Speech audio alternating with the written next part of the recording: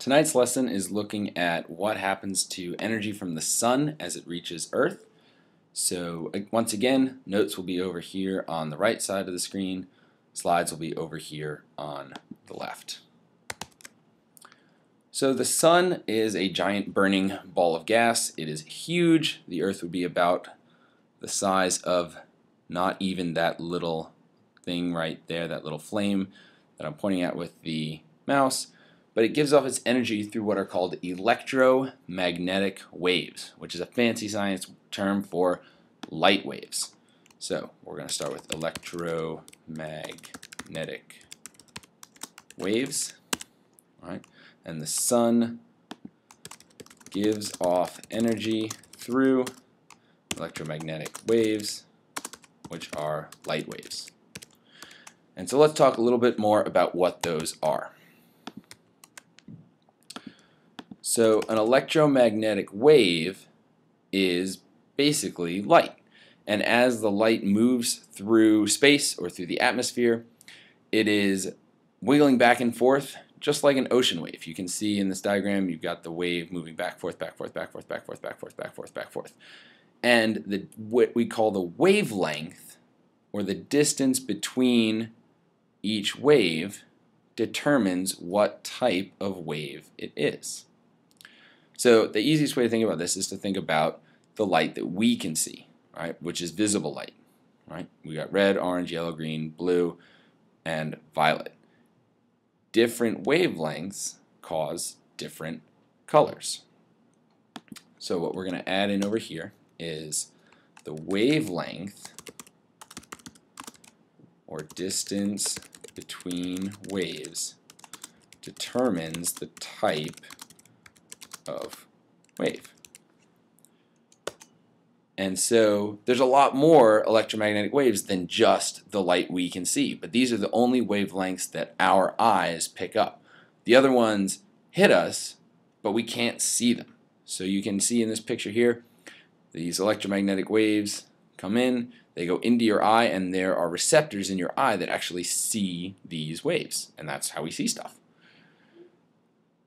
So our eyes only see some wavelengths.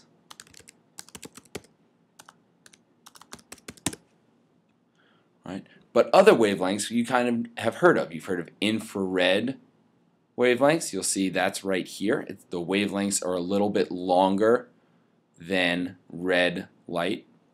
You've got UV, ultraviolet. The wavelengths are a little bit shorter than violet. You've got radio waves way out here. These are the waves that your car picks up. Their wavelengths are super long, right? Like 10 meters. And microwaves are way in here. So this is what your microwave puts out. Again, these waves are hitting your body, but we don't see them because our eyes can't pick it up. All right? Our eyes are only tuned to pick up these particular types of electromagnetic waves. So let's go back to the sun. The sun gives off energy in almost all of those wavelengths, but most of it is in the visible light spectrum, and then there's some UV and some infrared too. So this graph, this term irradiance, just means how much energy is it giving off, and you notice in the wavelength, most of the energy here is in that visible spectrum. So most of the sun's energy is in the visible light spectrum, which is good because that's what we can see. It also gives off some infrared energy and some ultraviolet energy. So solar energy, let's say it is mostly visible light with some infrared, which is heat, and ultraviolet, which we usually just call UV. All right, that's the stuff that gives you sunburns. So what happens to this when it reaches Earth? So sunlight travels through space, 93 million miles, these electromagnetic waves blasting through space, and then they reach the Earth. And the atmosphere blocks some wavelengths, but lets others through. So you can see this chart. This is actually from your textbook. A lot of the UV light gets stopped in the troposphere, and then even more in the stratosphere. Some of the infrared wavelengths get trapped in the mesosphere and the stratosphere, and then only some of it gets down to the Earth. All right.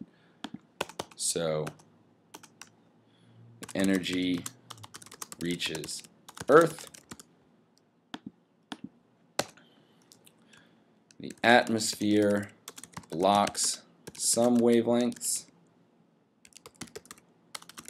but lets visible light through. All right, so most UV light and other harmful radiation is blocked by the atmosphere, which is good. The visible light, the stuff that we can see, gets all the way to the surface. So what happens then? So the solar energy has come all the way and it hits the surface, and some of it bounces right back. All right, so about 25% of the solar energy is reflected right back into outer space, just like a mirror, by the atmosphere and clouds. Reflected by the atmosphere and clouds. You don't want that capitalized. All right, about 5% is reflected by the Earth's surface. Right, things like snow reflect light really well, so when solar energy hits an ice cap, it just bounces right back. About half of the energy is absorbed by the surface as heat. All right, and this is going to heat up the Earth's surface. And then the last 20% is absorbed by the atmosphere as heat. And you'll notice if you add these up, that adds to 100. So that's all the solar energy. We'll talk more about this outgoing heat next week after spring break when we talk about the greenhouse effect. All right. But for right now, we need to know these percentages. 25% is reflected by the atmosphere and the clouds. 5% is reflected by the surface. 50% is absorbed by the surface as heat. And 20% is absorbed by the atmosphere as heat. The last thing we're going to talk about is this thing called scattering, which is going to answer the question, why is the sky blue? All right, it is not the reflection of light off of the ocean. I've heard that before. So what happens is, as these electromagnetic, that's what the EM stands for, electromagnetic waves, remember that's just light, enter the atmosphere, they hit air molecules on the whole way down. So these light molecules are bouncing off of air molecules the whole way down. Some electromagnetic waves bounce off the air molecules. We call this scattering. So this happens when electromagnetic waves bounce off air molecules.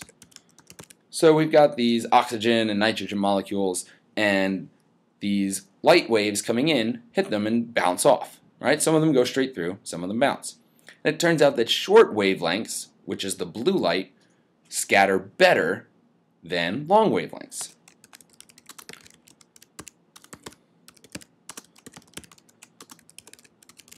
And they scatter all over the sky.